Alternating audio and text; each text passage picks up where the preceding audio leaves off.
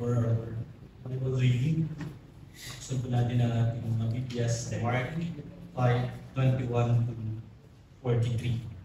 Sundan niyo po ako sa ating podcast.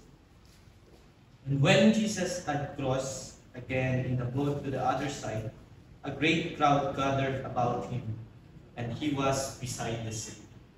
Then came out of the rulers of the synagogue, Jairus by name, and seeing him, he fell at his feet, and implored him earnestly, saying, "My little daughter is at the point of death. Come and lay your hands on her, so that she may be made well and live." And he went with him. And a great crowd followed him and thronged about him. And there was a woman who had a discharge of blood for 12 years, and who had suffered much under many physicians, and had spent all that she had, and was no better, but rather grew worse. She had heard the reports about Jesus, and came up behind him in the crowd, and touched his garment. For she said, "If I touch even his garments, I will be made well." And immediately the flow of blood dried up, and she felt in her body that she was healed of her disease. And Jesus, perceiving in himself that power had gone out from him, immediately turned about in the crowd and said, "Who touched my garments?" And his disciples said to him, "You see the crowd pressing around you, and yet you say, 'Who touched me?'" And he looked round to see who had done it. But the woman, knowing what had happened to her, came in fear and trembling, and fell down before him, and told him the whole truth. And he said to her, "Daughter, your faith has made you well. Go in peace and be healed of your disease." While he was still speaking, there came the ruler's house some who said, "Your daughter is dead. Why trouble the teacher any further?" But overhearing what they said, Jesus said to the ruler of the synagogue, "Do not fear, only believe." And he allowed no one to follow him except Peter and James and John, the brother of James. They came to the house of the ruler of the synagogue, and Jesus saw a commotion, people weeping and wailing loudly. And when he had entered, he said to them, "Why are you making a commotion and weeping? The child is not dead, but sleeping." And they laughed at him. But he put them all outside, and took the child's father and mother, and those who were with him, and went and where the child was. Taking her by the hand, he said to her, "Talitha cumi," which means, "Little girl, I say to you, arise." And immediately the girl got up and began walking, for she was 12 years of age. And they were immediately overcome with amazement. And he strictly charged them that no one should know this, and told them to give her something to eat. Blessed be the reading of the words.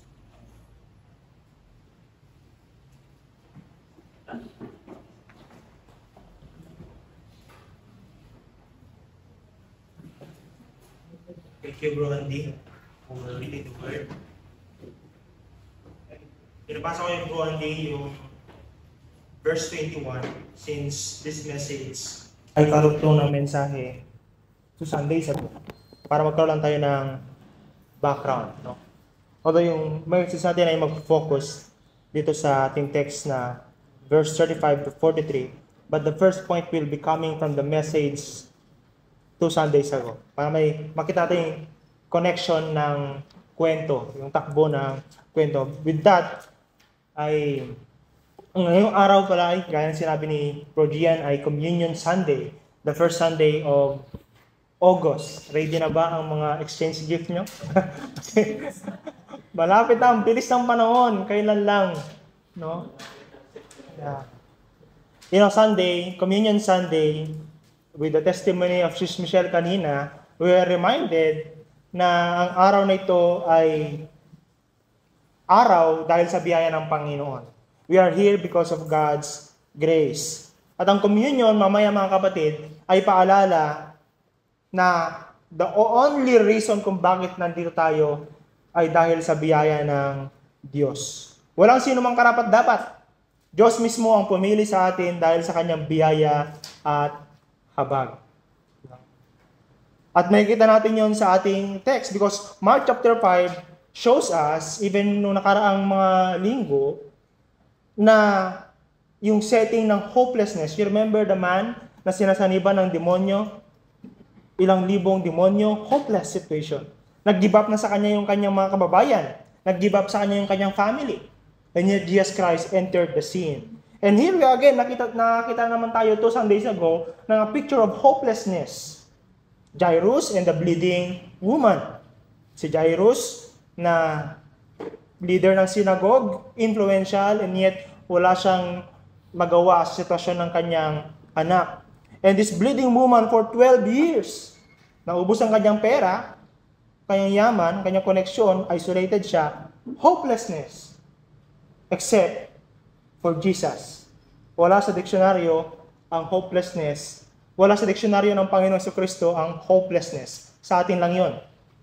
And when He entered the scene, the hopeless situation becomes a situation kung saan pinapakita ng Diyos ang kanyang kapangyarihan at ang kanyang biyaya. Now, I would like us to go to this chart. 2 Sundays ago, pinakita ito mga kapatid. At magandang balikan natin mo. Punta mo nga doon. Sa comparison kay Jairus at ayun yung second point comparison kasi yan kay Jairus at ng bleeding woman. Makita niyo dyan mga kapatid, 2 Sundays ago, in verse 21 to verse 34, yung kwento ni Jairus. Magkaiba sila ng sitwasyon. The bleeding woman is ritually, ceremonially isolated dahil bawal ang dinurugo na makihalubilo. Considered siya na madumi. So dapat mag-isolate siya until mawala ang kanyang bleeding. And Jairus, a religious man, ceremonially unclean, religiously unclean, and then he's a religious leader. Parehas na nakalapit kay Kristo. Yung isa public, yung isa secret. Until siya ay na-reveal o nagpakilala na ako po yung humawak ng inyong laylayan ng inyong damit.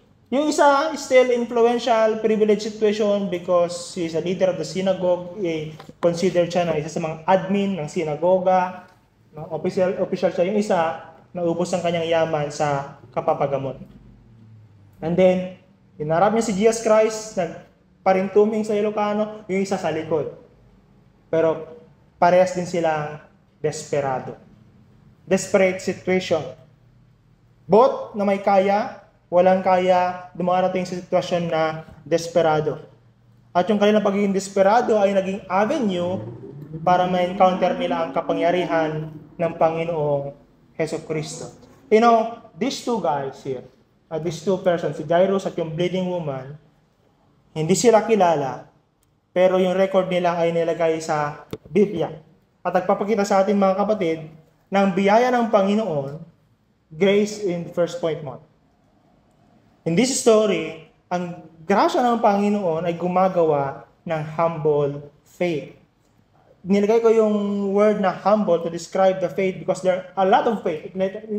Mamaya makikita natin, mag-go through natin. But these two men here, si Jairus at yung bleeding woman, meron silang humble faith. Si Jairus at ang babaeng dinudugo ay parang lumapit kay Jesus. Desperado at hindi demanding.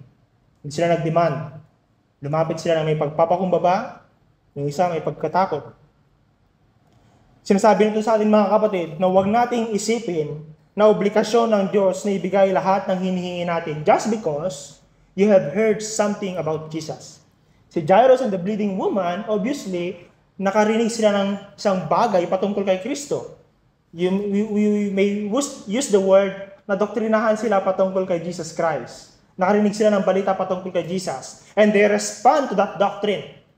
Mag-respond sila sa pamamagitan ng pagpunta kay Kristo. It doesn't mean na si Jesus Christ ay obligado na sagutin ang kanilang request o kanilang hinihiling. It doesn't put God na situation na responsible siya na mag-respond sa ating in-expect. Just because may narinig tayong magandang preaching or Bible verse, no, God is not obligated So, ang dapat natin gawin? Once na nakarinig tayo ng mabubuting balita, ng sabi natin, doktrina, theology, katuruan, may nabasa tayo sa Bible, patungkol kay Jesus at sa kung anong pwede niyang gawin natin yung ginawa ng dalawang taong ito. Dinala nila yung katotohanan yon papunta kay Kristo na may pusong pagpapakumbaba. They did say, Lord, napakinggan ko na kaya mo palang mapagaling. Okay, pagalingin mo yung anak ko. Jesus, you're a miracle worker. I am 12 years naghihirap. You don't know my suffering. Ako lang nagsasuffer. Now heal me. No. They went to Jesus in humility. Mga kapatid, tulad ni Jairus at ng babae, nang marinig nila ang tungkol kay Jesus, lumapit sila na may reverence and humility. Alam nila kasi na wala silang karapatan kay Jesus. Jesus did not owe them anything. Pero lumapit pa rin sila. Sabi natin, it's all of grace. So mga kapatid, ang tunay na pananampalataya ay nagsisimula sa biyaya. Nandito tayo dahil hindi tayo karapat-dapat. O mas magaling tayo sa iba. Mas magaling tayo umintindi. Mas magaling tayo magbasa. Mas mabait tayo sa iba. No. Nandito tayo dahil sa biyaya ng Panginoon. Tahimik lang si Jairus pagkatapos sumagot si Jesus sa kanyang request. Isa itong tanda ng mapagpakumbabang pananampalataya. Because ang tunay na pananampalataya ay hindi, again, demanding. I-highlight natin yun, hindi demanding. Ang tunay na pananampalataya ay hindi demanding, kundi marunong magantay. Tatapos na natin ang retreat at ito yung mahirap, yung pag-aantay. Pero doon ang pananampalataya natin test. You read the book of Psalms. Sabi ng book of Psalms, mga writer, Lord, I will wait for you. I will wait for you. Sinasabi nila yon sa kalagitnaan ng kaguluhan, sa kalagitnaan ng digmaan, sa kalagitnaan ng pighati. Sabi nila, mag-aantay kami sa iyo, Panginoon. Mag-aantay kami. Ibang-iba ito, mga kapatid, yung tunay na pananampalataya, ibang-iba ito sa kultura natin ngayon na laging nagmamadali. Nagmamadali kasi feeling entitled.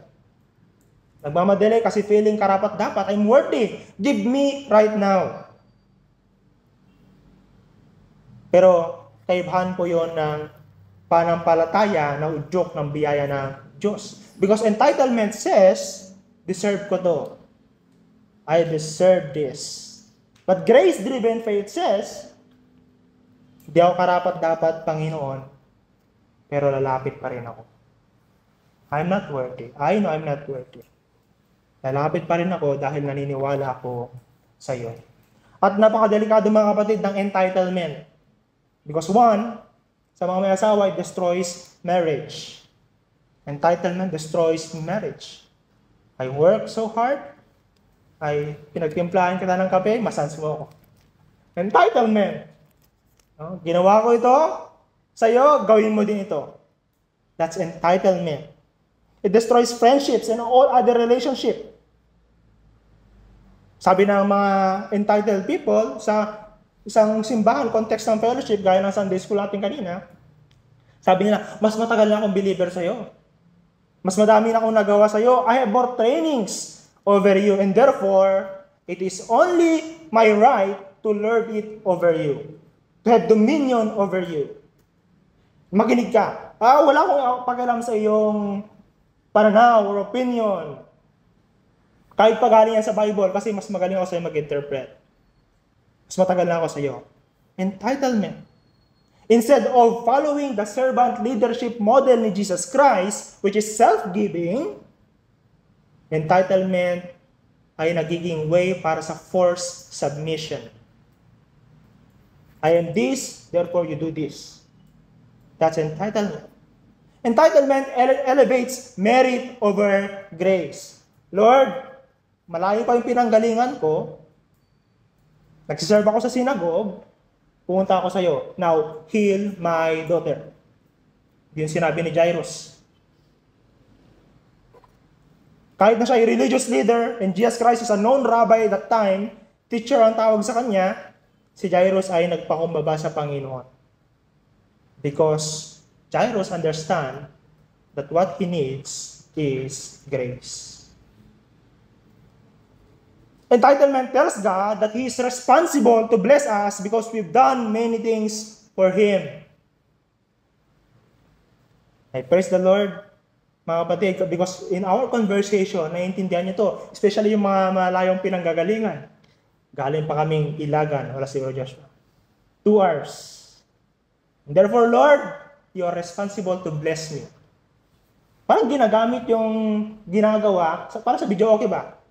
Naglagay na ako ng 5 piso, pinindot ko na, now give me the song that I want. Mga kapatid, hindi ganoon ang Panginoon. Hindi siya gaya ng video, okay, na pag may ginawa ka, kahit gano'n pa yan kalayo, katindi, kamahal, kahirap, responsible siya na ibigay sa yung hiningi. No, that's not God. God is God. At doon pa lang, makikita natin na kung meron mang dapat entitled dito sa Panginoong Hesukristo yun. Ang Panginoon. Now, sa ating kwento, sinabi ng binasa natin kanina, si Jesus Christ ay tumigil doon sa babae. Tumigil siya, napansin niya ang isang tao sa gitna ng maraming tao. Ang sinasabi nito sa atin mga kapatid, hindi kailan man masyadong busy ang Panginoon para sa mga pagkumbabang lumalapit sa Kanya. I remember one story of a minister dahil nasa isang restaurant siya. Tapos nakakuha siya, yung minister collar, halata na pinapakita niya ng minister siya. And busy siya, may kausap. Yan. And then lumapit sa kanya ang isang babae na nagtatrabaho dun sa restaurant na yon, na problemado. Sabi niya, I assume na kayo po ay lingkod ng Panginoon. At may pinagdaraanan pa ako. Gusto ko po sana i-consult sa inyo. Sabi niya, young lady, hindi mo ba nakikita na nasa meeting ako? Huwag mo akong istorbe. Saka na lang. Sabi ng minister niyo, napag-isip-isip niya many days from that time na nangyari. Paano kaya kung yung babae niyon pumunta sa simbahan at nakita niya ako nagpipreach ng salita ng Panginoon? Nakita niya ako na nagpipreach na mahal kayo ng Panginoon. God loves you and God cares for you. Would you believe that? Of course no. Because the very person na dapat magpakita sa kanya, magparanas sa kanya na mahal talaga siya ng Panginoon, pinagkait yun sa kanya. And yet, Jesus Christ, Emmanuel, God with us, He stopped in the midst of crowd na pinagtutulakan siya just for this one single, for 12 years, isolated na babae para bigyan siya ng pansin. Isipin mo, ang Jesus na sinusundan mo kapatid ay hindi nagpapapressure sa dami ng ginagawa. Nag-i-stop siya para sa mga nangangailangan. Praise God, kasi hindi siya katulad nating mga tao na lagi nagsasabi na, busy ako. Emergency to, di mo nakikita? Anak ni Jairus, naghihingalo na. Malapit na sa kamatayan, I'm busy.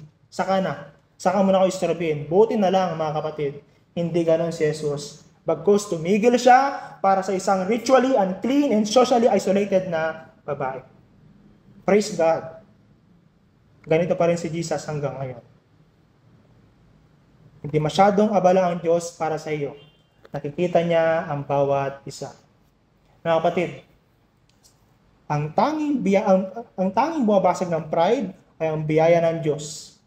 At ito'y nagre-resulta sa isang pananampalataya na what? Mapagpakumbaba at kumakapit kay Jesus anuman ang mangyari. Kumakapit. But the problem is this.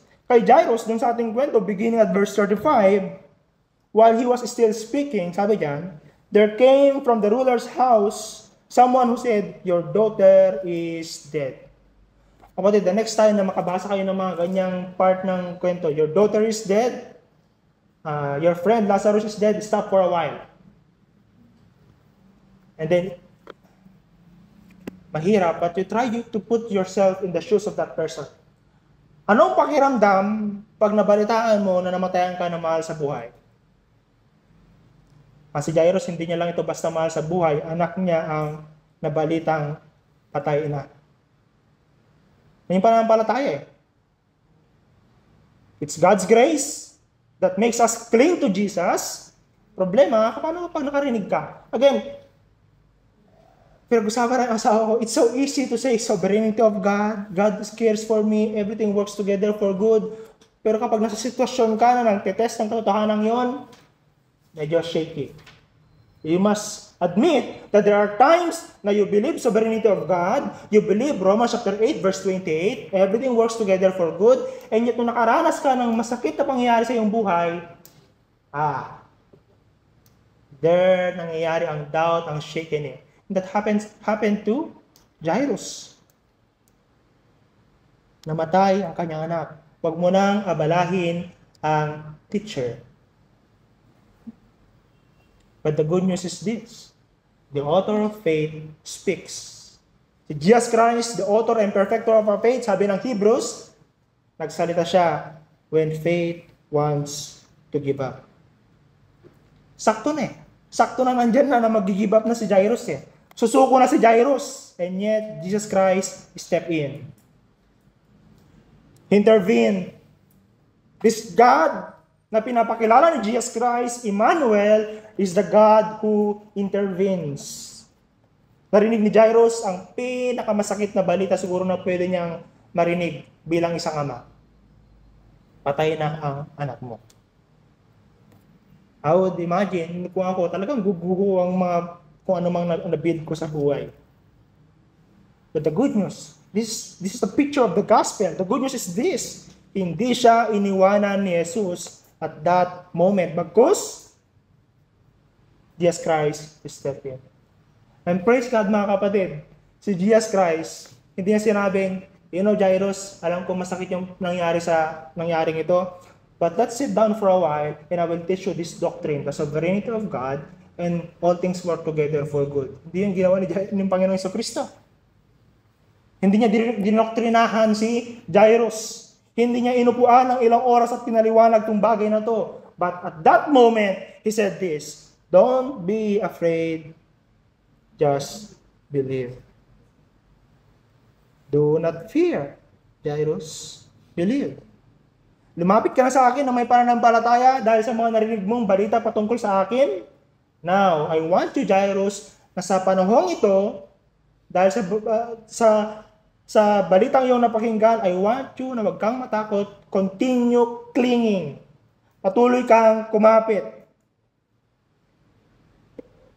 Mga kapatid, minsan, kailangan natin hindi natin kailangan ng thorough explanation of theology. Ang kailangan natin, o maybe kailangan ng mga tao sa inyong paligid who goes through suffering, ay ang boses ng Diyos na directly intervening voice. Tahimik si Jairus. Ano sinabi? Hindi siya nag-amen. Amen, Lord. I will cling. No. Walang sinabing salita. Pero, nagpatuloy sila papunta sa bahay nila. Nagpatuloy siya. Bakit? Hindi dahil strong yung faith ni Jairus. Praise God. It's not because of the strength of his faith, but because of Jesus Christ intervened. Di ba good news yun mga kapatid? That the intervention of Jesus Christ ay hindi nakabase sa lakas ng ating pananampalataya. It's all of grace here. Biyaya lang ng Panginoon. Pwede lang i-test ni Jesus Christ eh. Sige nga, test ko itong si Jairus kung patuloy pa rin maniniwala sa akin. No. He intervened. Directly. And si Jairus, patuloy na kumapit because Jesus shows him that God is the God who intervenes. Mga kapatid, naranasan ito ng Old Testament Israel. Nung sila ay nasa Babylon, sa kanta natin kanina, sa gitna ng kaguluhan, kadiliman, pagkalito, kamatayan sa kanila, pagkasira ng kanilang ari-arian, lahat ng ipinundar nila for how many years? Simula nung galing sila sa Egypt, pagkawala ng direksyon nung sila nasa Babylon, doon nagsalita ang Panginoon. Sabi ng Panginoon through the prophet Jeremiah, Israel, I know the plans I have for you. I know it. You want to give up because parang walang direksyon, walang patutungan ang bansa ninyo? Wait.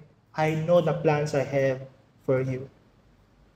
In Lamentations chapter 3, verse 23, maganda tong kantang to, the steadfast love of the Lord never ceases, His mercies will never come to an end. Ang pag-ibig ng Diyos ay hindi nagmamaliw, hindi napapagod, at ang awa niya ay magpakailanman. Personally, gusto ko yung Lamentations chapter 3. Dahil yung taong nagsalita nito, although si Jeremiah din, nagagaling din sa suffering, at sabi ng mga scholars, si Jeremiah din nagsulat ng Lamentations. Lamentations chapter 3 is born out of confusion, no direction, and hopelessness. Nakapalaman siya actually, nakasandwich. Doon. And yung Lamentation chapter 3, kung sino man nagsulat niyan, hindi siya kumapit sa pangakong alam niya. Alam niyo siya kung saan siya kumapit, mga kapatid? Binalikan niya ang karakter ng Diyos. The God that I know, the God that my forefathers knew, nakilala ng mga ninuno ko, ay Diyos na may pag-ibig na hindi nagbabago at ang awa niya ay walang hanggan. Sabi ng Lamentation chapter 3, babalik ako doon. In the midst of hopelessness and confusion and no direction, I will return to lamentation, to the character of my God.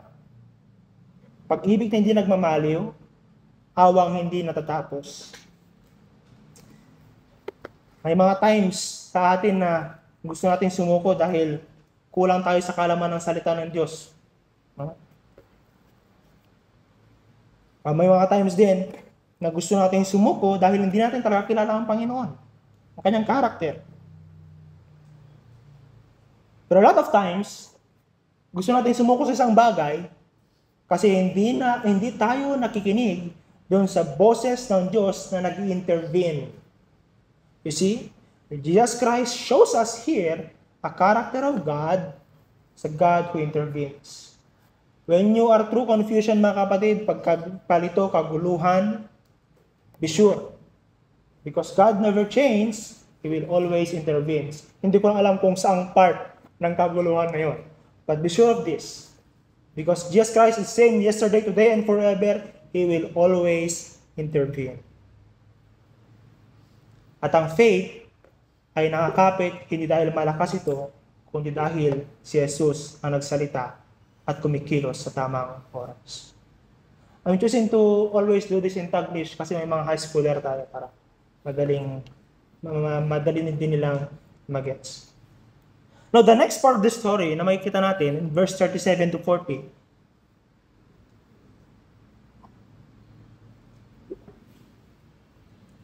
ay nung nagpatuloy na sila sa bahay ni Jairus. And then sinabi ni Kristo na, bakit kayo umiiyak? Tulog lang yung bata. At pinagtawanan siya ng crowd. I'm thinking, sabi ko, nakikisimpatya ba talaga yung mga taong yon? Kasi that moment na broken si Jairus, balita ng pagkamatay ng isang bata, 12 years old. By the way, have you noticed Mark? Ang bida niya sa may Mark chapter 5, dito sa dalawang kwentong ito, ay may pagkakapareho. Dalawang babae, pareho may 12 years. 12 years na dinurugo, 12 years na dalaginding. Bata. In the moment na yung nasa sitwasyon sa culture na kung saan ino-oppress ang mga kababaihan, parang second-class citizen, ine-elevate naman sila ng Panginoong Jesucristo. Women empowerment. Jesus Christ model. Well, si Jesus Christ, anong nangyari nung pinagtawanan siya ng mga tao dahil sa kanyang sinabi, anong ginawa niya? Nilinis niya ang bahay. Pinalis niya yung mga tao. Sa Greek, mga kapatid, yung word na ginamit doon may pwersang kasama. Indicates force. Pwersa, lumapas kayo. Hindi gentle. May pagkahalong, may pagkainis on his part. Because these people are not really mourning truthfully, genuinely. Kasi kung ganoon man, kung ako man, patayin na yung mahal ko sa buhay, tapos may mga paparang na, huwag kang mag-aalala, tutulog lang. Anong pakiramdam ko? Maiinis ako. You say, I'm mourning here and you're playing a joke. Unless totoo yung sinabi niya. And yet, Jesus Christ. Kung si Jesus Christ ang nagsabi, mga kapatid, hindi siya nag-joke. Pinalis niya yung mga tao sa paligid. Bakit? Kasi may mga bagay na masyadong banal para gawin lang sa harap ng maraming audience. 5 tao lang pinapasok ng Jesus Christ. James, John, Peter, at yung mag-asawa. 5 person. To perform something miraculous. Na kung si Jesus Christ gusto niyang magpasikat, mas makilala siya, ito, bubuhayin niya ang patay. Pwede niya sanang nilagay sa stage, pero hindi. Nagtawag lang siya ng 3 disipulo at pinapasok ang mag-asawang Jairus. What you consider, mga kapatid, ng malalim na spirituality ay nangyayari sa mga tahimik na moments and spaces. Hindi sa ingay, kundi sa katahimikan. The same God, hindi talaga siya nagbabago. Ito rin yung nalaman ni Elijah nung siya ay nasa bundok ng Horeb. Hindi niya na-encounter ang Panginoon sa lindol, sa kidlat, sa ingay ng paligid, pero sa katahimikan at sa merong naimas sa Ilocano, naimas nga puloy iti angin. Yun din yung time sa Genesis, nung nagkasala sa Dan at Eva, in the cool of the day, God walked sa garden. Binuhay ni Jesus ang batang babae, pero ilan lang ang nakasaksi. Well, this Jesus Christ is consistent. Hindi siya interested sa statistics, kundi sa transformation.